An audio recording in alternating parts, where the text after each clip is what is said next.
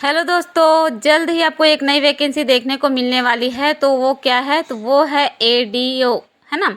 ADEO इसका vacancy आपको देखने के लिए मिलने वाला है। तो ये क्या है? सहायक विकास विस्तार अधिकारी का एक पद होता है। और इसे भी आप पढ़िएगा फ्रेंड्स। जिन्हें भी गणित और इंग्लिश से डर लगता है उसके लिए बहुत ज़्यादा अच्छा है। और इसका जो सिलेबस है थोड़ा सा अलग होता है। इसमें आजीविका, ग्रामीण विकास, हिंदी और आपका छत्तीसगढ़ का जीएस, ये सारी चीज़ें होती हैं जिनका वीडियो मैं आपके लिए लाने वाली हूँ। तो आज का जो हमारा वीडियो है वो है हिंदी का, और ये है एडीओ में पूछा गया प्रश्न प्रीवियस ईयर का। तो ये पहला प्रश्न ये है कि यही वह वीर बालक है जिसने डूबती बालिका को बचाया था। यह है, तो यह कौन सा वाक्य है? तो ये वाक्य से प्रश्न है, और इसमें जो है हिंदी थोड़ा सा डीप लेवल का आता है। और इसका जो उत्तर है वो हो जाएगा हमारा डी, मिश्र वाक्य। तो आपको मिश्र वाक्य क्या है, संयुक्त वाक्य क्या है, सरल वाक्य क्या है, ये अच्छे से पढ़कर जाना है। वाक्य से आपको 2-3 प्रश्न आराम से देखने के लिए मिल जाएंगे। तो यहाँ पे हमारा जो उत्तर हो जाएगा वो हो जाएगा मिश्र वाक्य। इसके बाद हमारा सेकंड नंबर का जो प्रश्न है वो है, मैं झूठ से घृणा करता हूँ। इस वाक्य में कौन सा कारक प्रयुक्त हुआ है? तो यहाँ पे कारक से प्रश्न पूछा गया है। तो मैं झूठ से घृणा करता हूँ, इसमें कारक कौन सा है? तो जो यहाँ पे से लिखा है वो कौन सा कारक है वही पूछा जा रहा है। तो आपको यहाँ पे बताना है कि कौन सा कारक है। तो आपको कितने कारक होते हैं और किस कारक में क्या होता है वो सारी चीज़ें अच्छे से पढ़ने हैं। तो यहाँ पे मैं आपको बता देती हूँ इसका जो हल है। मैं झूठ से घृणा नहीं करता हूँ, तो ये जो से है वो कौन से कारक से संबंधित है? तो वो हो जाएगा हमारा ऑप्शन नंबर सी, अपादान। इसका जो है हमारा सही उत्तर हो जाएगा। तो मैं झूठ से घृणा नहीं करता, यहाँ पे से जो है अपादान, अपादान कारक हो जाएगा इसका सही उत्तर। तो फ्रेंड्स, आपको कारक वगैरह भी अच्छे से देख कर जाना है। इसमें से भी प्रश्न आते हैं और ये पूछे गए प्रश्न ही हैं जिन्हें आपको अच्छे से याद कर लेने हैं। तो आप वीडियो को 2-3 बार देख लीजिएगा, आपको बहुत अच्छे से ये याद हो जाएंगे। उसके बाद नेक्स्ट हमारा क्वेश्चन है, जिस वाक्य में एक कर्ता और एक क्रिया होता है उसे क्या कहते हैं? तो जिस वाक्य में एक कर्ता और एक क्रिया हो उसे कहा जाता है। तो ये बहुत सरल है। इसे बोलते हैं जिसमें एक कर्ता एक क्रिया होता है उसे बोला जाता है आपका सरल वाक्य। तो ऑप्शन नंबर बी हमारे यहाँ पे जो है बिल्कुल सही हो जाएगा।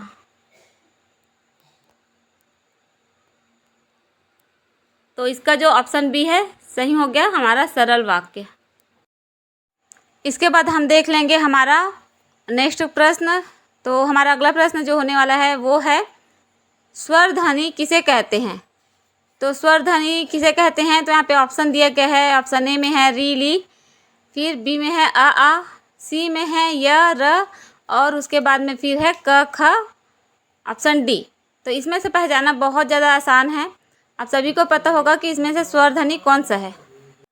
यहाँ पर जो हमारा ऑप्शन बी है आ, है ना, तो ये हमारा हो जाएगा बिल्कुल सही। ये हमारा स्वर ध्वनि है। तो कितने स्वर ध्वनि है तो आप उसे अच्छे से याद कर लीजिएगा। वर्णमाला में से भी बहुत प्रश्न आते हैं अलग अलग जगह से। तो ये फिर इसका जो ऑप्शन बी हमारे यहाँ पे बिल्कुल सही हो जाएगा। स्वर ध्वनि किसे कहते हैं? तो ऑप्शन बी का जो हमारा आ दिया हुआ है वो आ जाएगा इसका सही उत्तर। इसके बाद हमारा नेक्स्ट प्रश्न है, नीलांबर शब्द में कौन सा समास है? तो ये समास से प्रश्न पूछा गया है। नीलांबर शब्द में कौन सा समास है? तो समास की संख्या कितनी होती है, क्या है, सारी चीज़ें आपको अच्छे से पढ़ कर जाना है क्योंकि इसमें कहीं से भी प्रश्न पूछ देता है। तो यहाँ पे देखिए दिया गया है बहुब्रीहि समास, तत्पुरुष समास, कर्मधारय समास, द्वंद्व समास। तो नीलांबर क्या है? नीला है जो अंबर, तो यहाँ पे कर्मधारय समास इसका सही आंसर हो जाएगा। तो ऑप्शन सी हमारे यहाँ पे बिल्कुल सही हो जाता है। ये हो गया समाज से प्रश्न। उसके बाद फिर हम देख लेते हैं हमारा अगला प्रश्न क्या होने वाला है। तो अगला प्रश्न जो दिया हुआ है, अपादान तत्पुरुष समास का सही शब्द चुनिए। तो यहाँ पे तत्पुरुष समास पूछा गया है। अपादान जो कारक है वहीं से है ये। तो अपादान ये समास से है। अपादान तत्पुरुष समास का सही शब्द चुनिए। तो यहाँ पे दिया गया है, रोग मुक्त, रस भरा, रोगग्रस्त, मदमाता। तो अपादान में क्या होता है? जहाँ पे अलग होते हैं, है ना। तो यहाँ पे देखो रोग से मुक्त, रोग मुक्त, तो ये हमारा ऑप्शन ए जो है यहाँ पे बिल्कुल सही हो जाएगा। तो ये कौन सा है, ऑप्शन ए जो हमारा है अपादान तत्पुरुष है ना, अपादान तत्पुरुष समास है। तो ऑप्शन ए हमारे यहाँ पे सही हो गया। तो को समास को भी बहुत अच्छे से पूछ कर जाना है, ऊपर ऊपर से नहीं आता है, थोड़ा अंदर से प्रश्न पूछा जाता है। बाकी में जैसे 10 नंबर का प्रश्न आता है तो थोड़ा सा सरल होता है, लेकिन इसमें क्या है, हिंदी भी थोड़ा सा कठिन आता है। इसके बाद फिर हमारा जो नेक्स्ट क्वेश्चन है, तुम, तू, तुम्हारा कौन सा सर्वनाम है। तो जो तू, तुम, तुम्हारा ये कौन सा सर्वनाम है, तो प्रश्नवाचक सर्वनाम, पुरुषवाचक सर्वनाम, और उसके बाद में फिर इसमें जितने भी सर्वनाम होते हैं वो सारा पूछा गया है। तो हमारा ये जो तू, तुम, तुम्हारा है वो पुरुषवाचक सर्वनाम में आ जाता है। तो आपको सर्वनाम भी अच्छे से पढ़ना है, इसमें प्रकार के प्रकार आपको पढ़कर जाने हैं और वैसे अंदर से प्रश्न आते हैं। तो यहाँ पे हमारा पुरुषवाचक सर्वनाम हो जाएगा। उसके बाद फिर हमारा अगला प्रश्न है, निम्नलिखित में से कौन सा शब्द विदेशी शब्द है। तो जो ऑप्शन दिया गया है उसमें से आपको विदेशी शब्द चुनना है। तो विदेशी शब्द कौन सा है, तो सूरज, हाथ, जगमग, औरत। तो यहाँ पे जो ऑप्शन डी है हमारा औरत, ये हमारा विदेशी शब्द है।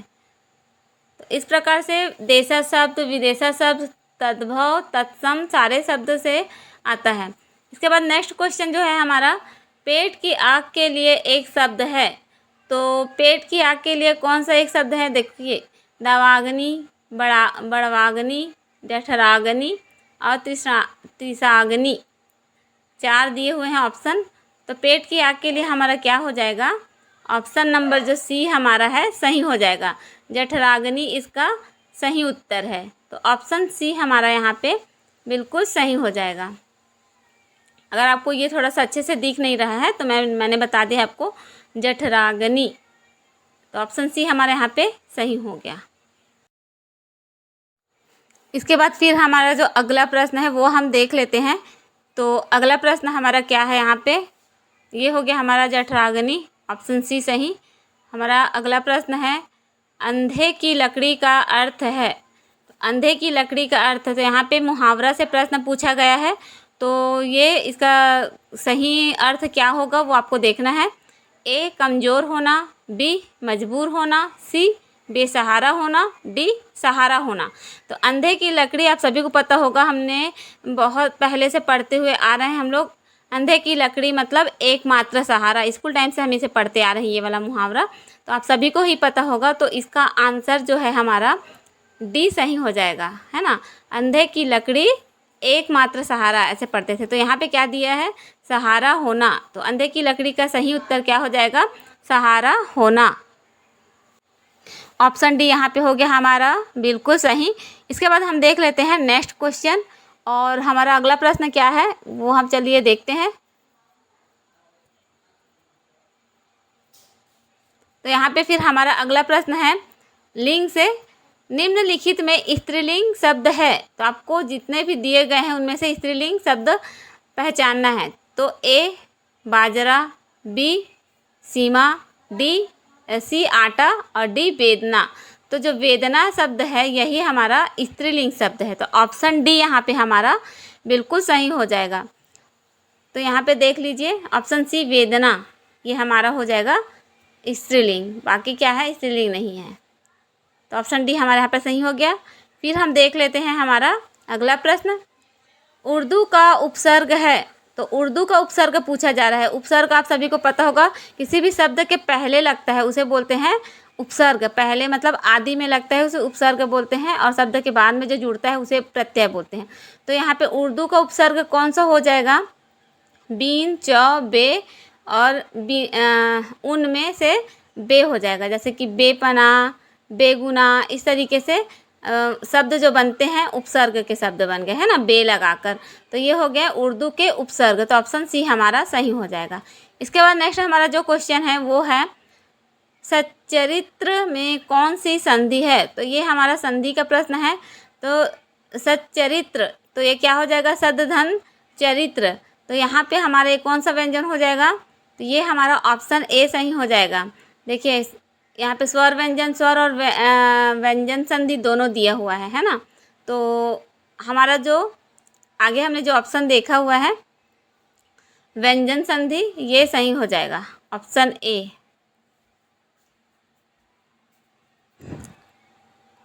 तो यहाँ पे व्यंजन संधि सही हो गया। इसके बाद फिर हम देखते हैं हमारा अगला प्रश्न, और अगला प्रश्न हमारा क्या है, चलिए हम देख लेते हैं। तो फ्रेंड्स, इसमें इस तरीके से ही प्रश्न पूछे जाते हैं, हर पोर्शन से प्रश्न पूछा जाता है, तो आपको हिंदी बहुत अच्छे से पढ़ कर जाना है। इसके बाद जो हमारा अगला प्रश्न है वो है अनेकार्थी शब्द पतंग का अर्थ नहीं है। तो यहाँ पे पूछा गया है दिए गए शब्द में से पतंग का अर्थ नहीं है पूछा गया है ना। तो आपको है नहीं में भी विशेष ध्यान देना होगा। तो यहाँ पे ऑप्शन ए क्या है, सूर्य, उसके बाद क्या दिया है, शलभ, उसके बाद दिया है नौका, और उसके बाद दिया है पत्ता। तो यहाँ पे जो हमारा सूर्य, शलभ, नौका, ये पतंग का अर्थ है सही, मतलब सारे अर्थ हैं। जो पत्ता हो गया ये हमारा सही ऑप्शन हो जाएगा, ये इसका अर्थ नहीं होता है। तो यहाँ पे ऑप्शन डी जो है हमारा सही हो गया। अब फिर से आगे हमारा अगला प्रश्न। तो अगला प्रश्न क्या है, राम खेल रहा है, इस वाक्य में उद्देश्य है।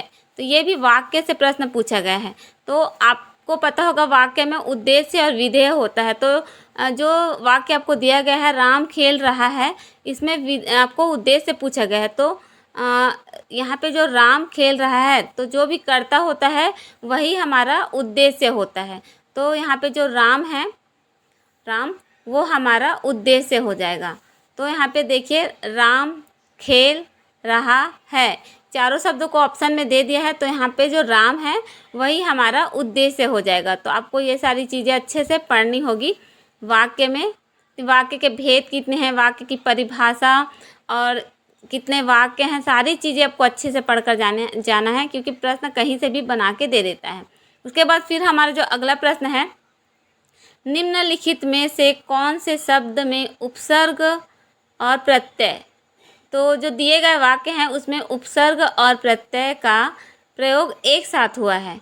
तो ऐसा कौन सा शब्द है जिसमें उपसर्ग और प्रत्यय दोनों एक साथ प्रयोग किए गए हैं, यही आपको इस प्रश्न में पूछा जा रहा है। तो यहाँ पे ऑप्शन देख लेते हैं।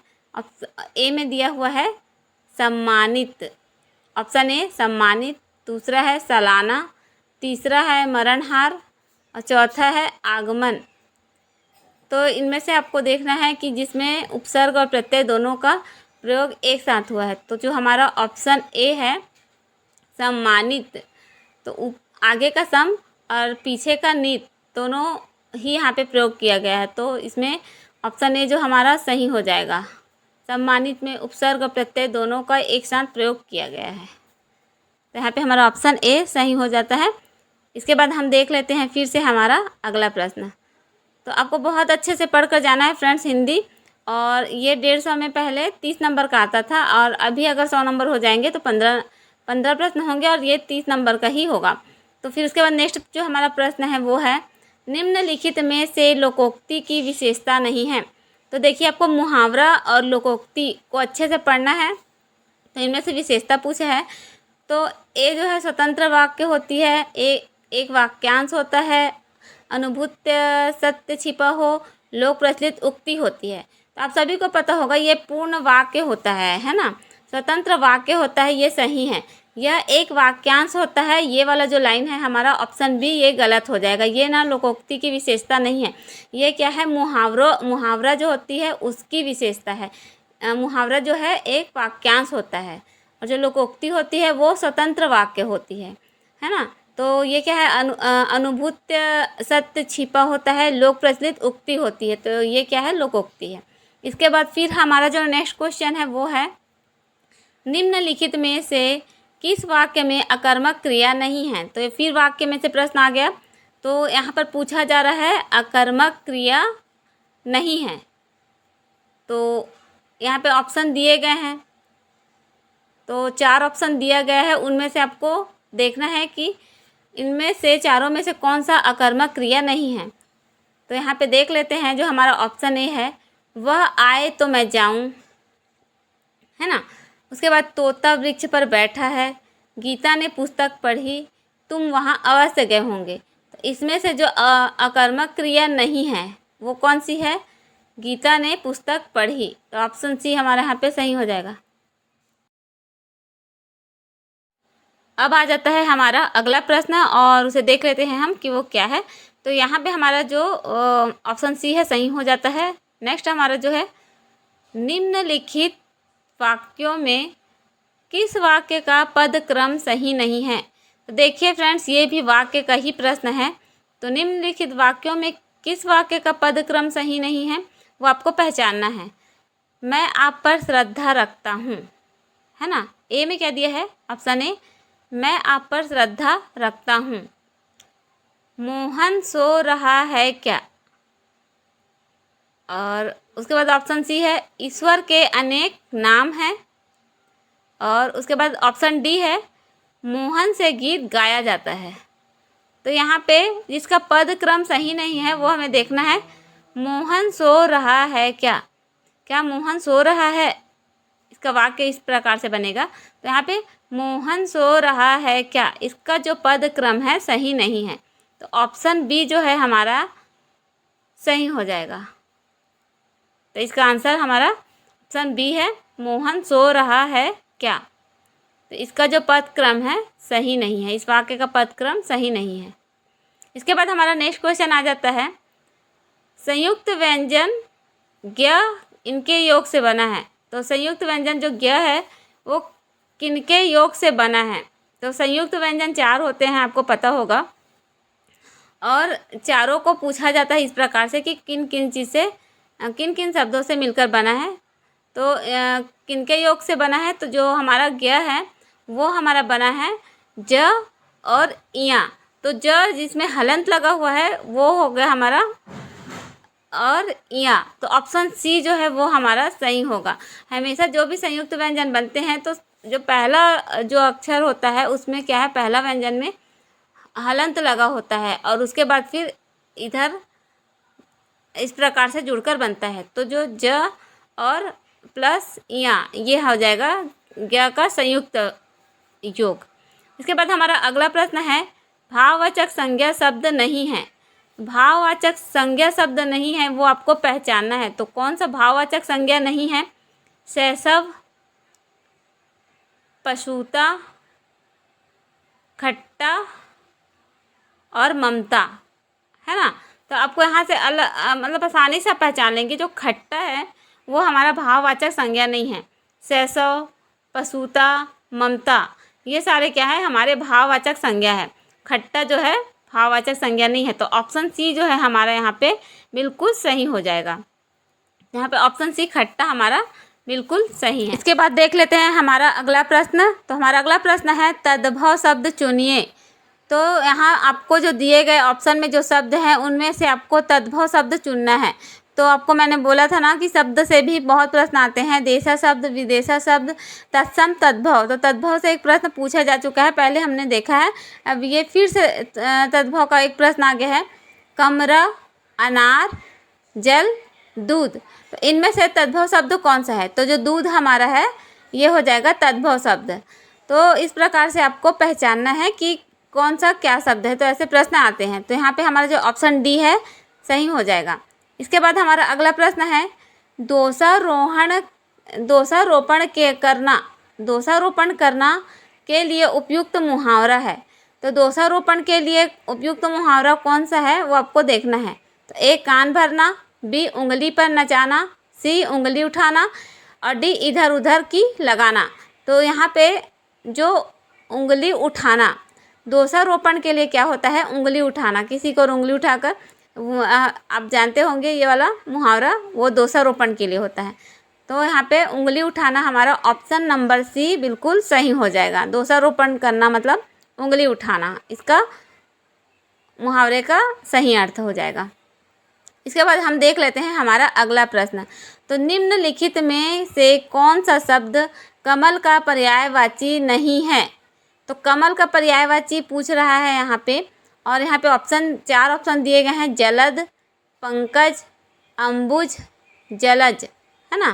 तो यहाँ पे जो जलद होता है वो हमारा कमल का पर्यायवाची नहीं है। पंकज, अंबुज, जलज, ज लगा है, जिसमें जो मतलब पानी से जिसकी उत्पत्ति होती है ना। तो यहाँ पे देख सकते हैं, पहचान सकते हैं, जल वाले जो भी हैं ज से यहाँ पे तीनों में ज से अंत हुआ है। पंकज, अंबुज, जलज, ये हमारे हो जाएंगे कमल के पर्यायवाची। जलद इसका मतलब बादल होता है ना।